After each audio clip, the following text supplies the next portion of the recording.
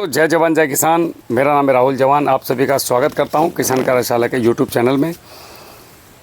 मैं हूं इस समय उत्तर प्रदेश के दौरे पे। फ़िलहाल मैं पहुंच चुका हूं मऊ ज़िले में। मऊ ज़िला आजमगढ़ से कट के बना है। 2 तहसील हैं इस ज़िले के अंदर, एक सदर और एक आपका घोसी। बहुत शांत ज़िला है। एक नई कुछ करने की लोगों में एक यहाँ पे भावना जागी। जैसे मैंने पिछले 4-5 साल में देखा है कि लोग केले की खेती की तरफ पूर्वांचल में बहुत तेज़ी से बढ़ रहे हैं। एक अच्छा साइन है युवाओं के लिए। एक पैसा कमाने का अच्छा मौका है। इसी के साथ साथ अगर केले की प्रोसेसिंग भी हम करें तो बहुत ज़्यादा पैसे में हम जा सकते हैं इसमें। मैं एक परिचय लूँगा, उसके बाद फिर हम चर्चा करते हैं इस खेत के बारे में। फिर नमस्ते भैया, आपका परिचय? विकास राय, जहानियापुर ग्राम सभा जी, मऊ डिस्ट्रिक्ट। तहसील ये कौन सा वाला पड़ता है? ये तहसील जो सदर पड़ता है। अच्छा, मऊ सदर। अच्छा, सदर ब्लॉक कोपागंज। अच्छा, और जनपद मऊ। और धर्मेंद्र आपका वाला?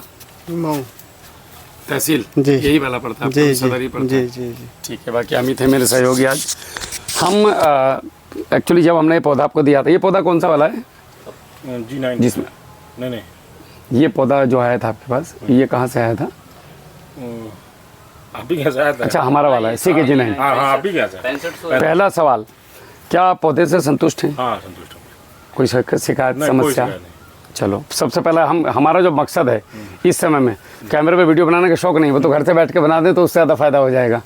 यहाँ आकर के अभी तक के इतिहास में किसी कंपनी का कोई ओनर, मैं ओनर की बात कर रहा हूँ, मैं बीच की चैन की बात नहीं कर रहा। चैन सबके पास होती है, मेरे पास भी एक बड़ी चैन है। डायरेक्टली किसान से आके पूछे, कैमरा ऑन। इससे पहले तो मैंने आपसे कुछ नहीं कहा कि ये बोलना वो बोलना, तारीफ कर देना, ऐसा तो नहीं ना? नहीं ऐसा कुछ। आप डायरेक्ट अपने बुलेट रोकी, हाथ मिलाया, सीधे खेत में वीडियो ऑन हुआ। पहला सवाल, क्या आप पौधे से खुश हैं? तो मेरे को बड़ी संतुष्टि मिली कि आपने कहा हाँ। हम लोग आए हैं आप लोगों के सुझाव जानने के लिए कि पूरी केला खेती में आप क्या महसूस किए, परेशानी महसूस किए, सुलभता महसूस किए, नहीं किए, क्या कुछ ऐसा बेहतर हो सकता है जिससे इसको और आसान बनाया जा सके? तो जब तक किसान और करवाने वाला यानी कि गुरु और चेला दोनों बैठ कर के डिस्कस नहीं करेंगे तब तक कैलकुलेशन नहीं निकलता। तो ग्राउंड लेवल की ज़ीरो रिपोर्टिंग के लिए हम आपके पास आए कि भैया क्या आपके सुझाव हैं, क्या आप चाहते हैं, क्या आपको परेशानियां रहीं, उसके लिए हम आपके पास मेन मकसद है बात करने का। ये जो ग्राफ है ये कब का है, मतलब कितना बाई कितने का है? 6 बाई 6 का। 6 बाई 6 का ग्राफ है। लगाया कब था हमने ये पौधा? सर पौधा तो लेट हो गया था, 21 अगस्त को। एक्चुअली उत्तर प्रदेश का जो सही समय है वो 25 जून से लेकर के और 10 जुलाई, मेरे हिसाब से 10 जुलाई के बाद में पौधा नहीं लगना चाहिए। उसके बाद हमें पौधे को खींचना पड़ता है और 10 जुलाई तक पौधे को अपने आप पौधा चलता है, उसको नेचर खींचता है। ये जो सफोकेशन का टाइम अभी चल रहा है, जो इस समय का है, ये केला बड़ा खुश रहता है इस माहौल में। कभी बारिश, कभी धूप, कभी छाँव, कभी सफोकेशन। 6 बाई 6 का ग्राफ है ये। मेरे ख्याल से खेत ऐसे है ना? ऐसे नहीं सर, ऐसे पूरा ऐसे ये 7 बीघे का प्लाट है। हाँ नहीं, 6 बाई 6 में है ना? जी। तो ये ऐसे है? ऐसे है नहीं, ऐसे ही है। अच्छा ऐसे है जी, ये ऐसे। ओके, छोटा छोटा। एक तो जब भी आप कभी इस तरीके की खेती करें, आपने बताया था कि आपने बेड बनाए जी, पहले बेड बनाए, मगर समस्या आई, पानी नहीं जा पाया और एक तरफ ज़्यादा पानी इकट्ठा हो गया, एक तरफ कम हो गया, फिर आपने बेड ख़त्म कर दिए। ये समस्या तब आती है जब हम बिना लेवल किए खेत को बेड बना देते हैं, तो उसमें एक तरफ हमारा पौधा दब जाता है, कहीं उठ जाता है। एक चीज़ आपने देखी होगी, जहाँ पे कम पानी लगेगा वहाँ पौधा बहुत अच्छा चलता है जी। तो अगर हम बेड बना करके, समतल करके बेड बनाएं और प्रॉपर गाइडलाइन के साथ चलें जी, तो बहुत बड़े। अच्छा, एक चीज़ मैं आपको बता दूं, इस पौधे में हमारा गाइडलाइन नहीं चला है क्योंकि भैया के जो पिताजी हैं वो काफ़ी समय से केला खेती करते हैं। तो अंकल ने कहा कि भाई आप केवल पौधा दे दो, बाकी हम अपने आप कर लेंगे, कोई समस्या आएगी तो हम आपसे पूछ लेंगे। तो मेरे ख्याल से 2-4 बार बात हुई होंगी शायद। अब मेरा तो पहली बार, मतलब आपका मेरा पहली बार रूबरू हो रहे हैं दोनों। तो ये फिलहाल तो पौधा आपका ठीक है। अगले महीने आपकी फ्लावरिंग चालू हो जाएगी, जुलाई के महीने में बिल्कुल, और शुरू हो चुकी है। उधर हो चुका है। और जुलाई के महीने में धीरे धीरे, आ जाओ आगे चलते हैं थोड़ा सा, जुलाई के महीने में इसमें कम्प्लीटली फ्लावरिंग आ जाएगी आपकी। और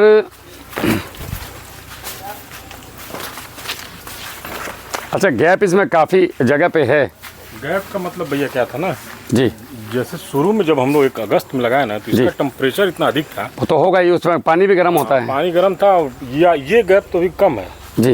उधर जो थोड़ा सा गैप, तो पुतियाँ लगा देते वहाँ पे आप उस समय भैया, लेकिन हम तो पौधा ठीक था, लेकिन अब उसी में सब लोग मांगने उंगने लगे। अच्छा, दे दिए थोड़ा सा। यही लफड़ा होता है, 50 हमें दे दो, 40 हमें दे दो। उसी में हमने आपके भाई को कहा था, उन्होंने बुक करवाया था पौधा कि भैया। ये टोटल पौधा कितना लिया था आपने हमसे? मेरा तो टोटल पौधा आया था 6.5 के आसपास था।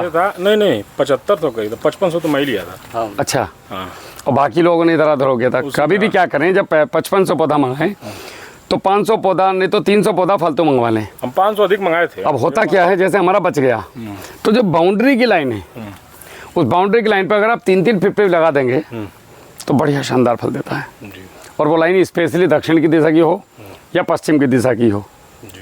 तो और बढ़िया है। ये नहीं दोनों तरफ से हीट घुसती है।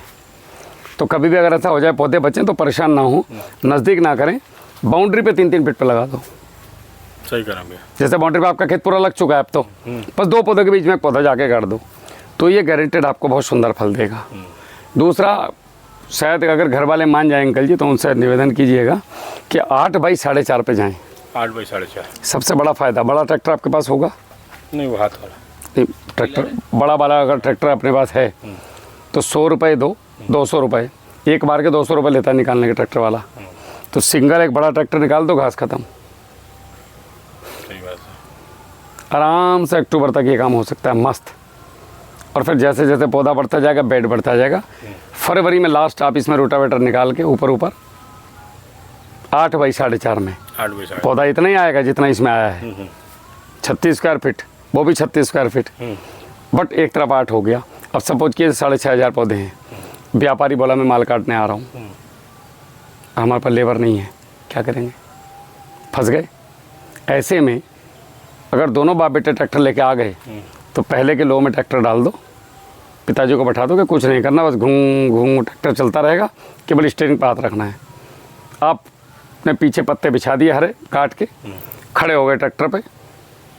ट्राली इतनी ऊंची होती है 3.5-4 फीट की, 5 फीट के आप हो तो 9 फीट तक तो लूंगर होता भी नहीं है। बस घप ट्राली पे, घप ट्राली पे काटते जाओ और 8 फीट में मस्त ट्रैक्टर चलता है भाई साहब। हाँ हाँ भैया। अभी हम बराबरेली में गए थे और राजा जयसिंह इतने बड़े आदमी हैं, 50,000 के आसपास पौधा लगाते हैं।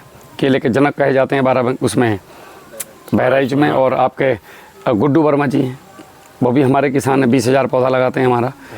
8 बाई 5 वाले आदमी मस्त। बोले मुझे बड़े ट्रैक्टर का शौक़ लग चुका है, स्प्रे भी करते हैं तो बड़े ट्रैक्टर से, और सब कुछ मतलब बड़ा ट्रैक्टर घुस गया केले में, आप कामयाब हो गए।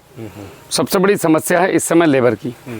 लेबर की समस्या। आइए भाई साहब, नमस्कार। नमस्कार। इन्हीं के चश्मा कर रहे थे ना। अरे भाई साहब, इनको तो मैं 11,000 वोल्टेज पर टांगने वाला हूँ 36,000 पे। राम राम, कैसे हो? बहुत बढ़िया हैं और सब बढ़िया। बड़े दिनों बाद शकल दिखाइए। क्या करें, आते नहीं हैं। आ जाओ भाई, आ जाओ दोस्त। आते ही पहले ही कहे चलना। अच्छा, आपका शुभ नाम? अभिषेक। अभिषेक। आपकी मेरी बात हुई थी क्या पौधा बुक कराने के लिए? बिल्कुल। जब आपने कहा था कि पापा भैया किसी की सुनते नहीं हैं, आप बस केवल पौधा दे दो, ये किसी की सुनेंगे नहीं, ये करेंगे अपनी मर्जी से। मैं आपका जिक्र कर रहा था इनसे। हाँ, यार मेरी किसी बंदे से बात हुई थी, वो बाहर जॉब करते हैं, उन्होंने कहा भैया बस पौधा बुक करवा दो, बाकी लफड़ा छोड़ो, दिन दुनिया। और अंकल जी नाराज़ भी हो गए थे कि क्या हो गया, पौधा में नाराज़ हो। उस समय कुछ बहुत लेट आया। हाँ लेट आए थे उस समय में। और असल में क्या है, अभी हमें भूख लगी और हम बता के नहीं गए। 6 आदमी हैं, 3 आप, 3 हम, 6 और एक वो 7, हम 7 आदमी जाके। आपकी शादी हो गई? नहीं नहीं। आपकी हो गई? अभी नहीं हुई। तुम्हारी तो हो ही गई, या मेरे में घूम रहे हो? नहीं बोलो कैमरे के सामने। अभी भाभी को बताऊंगा जाके, भाभी को बताऊंगा जाके, बोल रहे हम कुंवारे घूम रहे हो हैं। गई है, ऐसा कुछ नहीं है। तो मैं क्या बोल रहा हूँ कि अगर ऐसे में हम जाएं अचानक से और भाभी को कहें कि 7 आदमी खाना खाएंगे, तो यार उनको आधा घंटा, पौन घंटा, 1 घंटा तो चाहिए।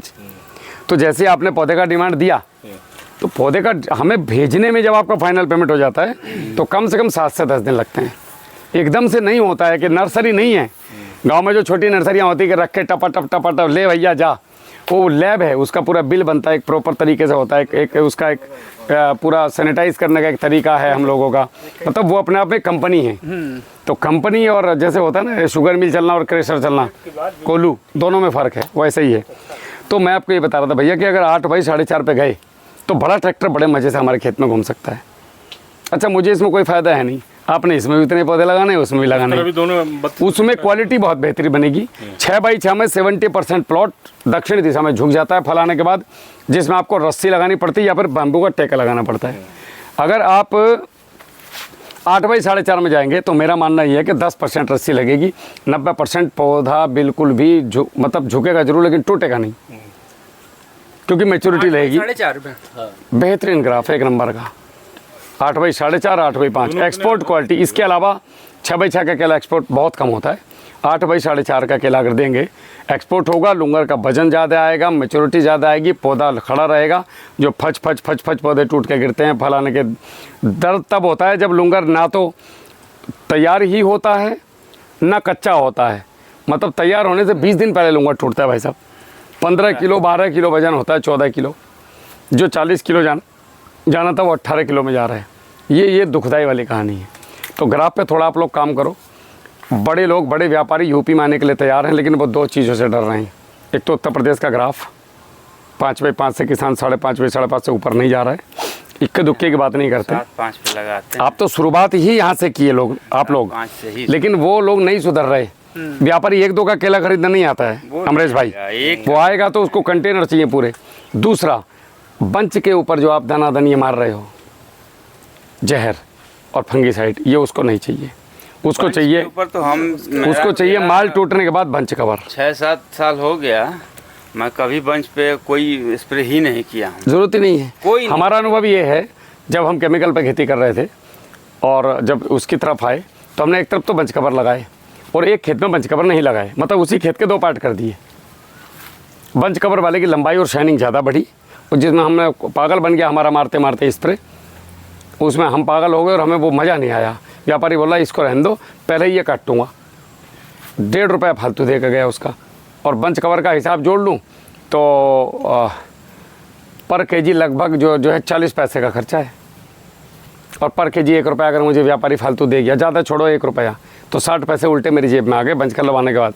और मैं जो ये फचक पे घुसा पड़ा तीसरे दिन टंकी में। और भैया किसान काम कर नहीं सकता और मजदूर कैसा काम करते हैं तुम्हें सबको पता है। वो 4 फली मारेगा 3 छोड़ेगा। कई बार तो एक ही तरफ से कर देता है। मैंने ऐसे भी देखा है कि एक ही तरफ तो है। जिन लोगों ने जिब्राइलिन मारा, बहुत सारे लोग ऐसे हैं जो जिब्राइलिन मार रहे हैं। मतलब नहीं मारना चाहिए भाई, ये बहुत घातक है। आपका बच्चा, मेरा बच्चा घर में केला खा रहा है, तो जिब्राइलिन नहीं निकलेगा उसके अंदर से बॉडी को, सीधा इंजेक्ट होगा उसके अंदर, हार्मोन डिसबैलेंस होंगे। तो ये जिब्राइलिन मारा तो साला वो नौकर ने क्या किया, इधर मार दिया इधर छोड़ दिया, तो इधर क्या लंबी हो गई, इधर की छोटी हो गई। ऐसे भी कलाकार हैं। तो इन चीज़ों की वजह से यूपी में आने से डर रहे हैं लोग। तो जब हम लोग जो भी देंगे ज़मीन में देंगे, देखो 4 सूत्र हैं खेती के। ज़मीन की उपजाऊ शक्ति बढ़ा लो। वो कैसे बढ़ेगी? सरसों की खल, गुड़, कच्चा गोबर, हरी खाद, इन सब बायोमास, इन सब चीज़ों से। इलाहाबाद में हमने प्रैक्टिकल किया कि वहाँ पे एक रूल है। गर्मी तो नहीं लग रही आप लोगों को? नहीं, ठीक। वहाँ पे एक रूल है। हम तो भैया दोपहर भर दौड़े हैं, फौज ने बहुत दौड़ाया है कि भैया कचरा खेत में नहीं होना चाहिए। बिल्कुल झाड़ू टंच सफा खेत से बाहर, एक पत्ता नहीं खेत में दिखाई देना चाहिए। तो हमने इस साल क्या किया, वहाँ पे जब हमारे साथ एक बंदा आया तो हमने उनको कहा कि आप बैक्टीरिया और फंगस चलाइए खेतों में, कोई कीड़ा बीमारी नहीं आएगी, फंगस नहीं आएगी, हमारी जिम्मेदारी है। बुवाई के करते समय माइक्रोराइजा लगाइए, गुड़ गोबर गौमूत्र 14-14 दिन में खेत में छोड़िए या ड्रिंचिंग कीजिए। उसके बाद भट्टी खाद बना के दीजिए या बूस्टर डोज दीजिएगा ड्रम में घोल करके। जो भी आप दे रहे हैं डायरेक्ट मत दो, घोल के रख के दो। उसके अलावा आप केला गुरु का प्रयोग करें या घर पे बनाए हुए हार्मोन, जैसे मैंने 1243 नंबर की वीडियो में बता रखा है कि घर पे कैसे बना सकते हैं। तो उन्होंने इन्हीं सब चीज़ों का प्रयोग करा। और एक और नया प्रयोग किया हमने, मल्चिंग वाला। जब लोगों ने अपना पूरा कचरा निकाल के सड़कों पर डाल दिया तो उन्होंने ट्रॉली लगा के वो सड़कों वाला कचरा भरवा के अपने खेत में डालना शुरू कर दिया।